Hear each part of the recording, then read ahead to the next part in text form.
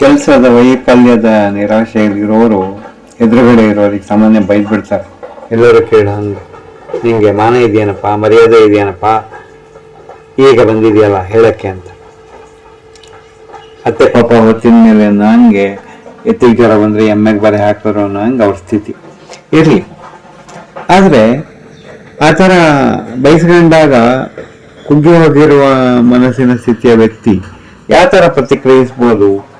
ನಮ್ಮ ಗುರುಗಳು ಇದನ್ನೆಲ್ಲ ತುಂಬಾ ಚೆನ್ನಾಗಿ ಜೀವನದಲ್ಲಿ ಅಳವಡಿಸ್ಕೊಂಡ್ಬಿಟ್ಟಿದ್ರು ಅನ್ಸುತ್ತೆ. ಅವರಿಗೆ ಒಂದ್ಸರಿ ಯಾರೋ ಬೈದಿದ್ರು. ಸಭೆಯಲ್ಲಿ ಏನೋ ಚಕಮಕಿಯಾಗಿ ವಿರೋಧಿಗಳ ವಾದವನ್ನು ಗುರುಗಳು ಖಂಡಿಸಿದಾಗ ಆ ವಿರೋಧಿಗಳು ಮನೆಗೆ ಬಂದು, ಏನ್ ಶಾಸ್ತ್ರಿಗಳೇ, ನಿಮಗೆ ಮಾನ ಮರ್ಯಾದೆ ಏನಾದ್ರು ಇದೆಯಾ, ಹಾಗೆ ನಮ್ಮನ್ನು ಅವಮಾನ ಮಾಡ್ಬಿಟ್ರಲ್ಲ ಅಂತ ಬೈದಾಗ ಶಾಸ್ತ್ರಿಗಳು ನಗ್ತಾ ಹೇಳಿದ್ರು, ನೋಡ್ರಪ್ಪ ಹುಡುಗರ, ನಮಗೆ ಮಾನ ಮರ್ಯಾದೆ ಏನು ಇಲ್ಲ, ಆದ್ರೆ ಈಗ ಬಂದಿರೋ ಹತ್ರ ಅದು ತುಂಬಾ ಇದೆ.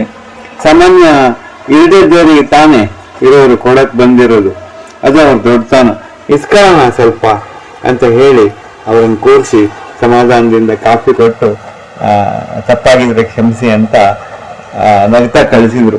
ಇದು ನಮ್ಮ ಗುರುಗಳ ದೊಡ್ಡತನ. ನಮ್ಗೆಲ್ಲ ಇದು ಬರಲಿ ಅಲ್ವಾ. ನಮಸ್ತೆ.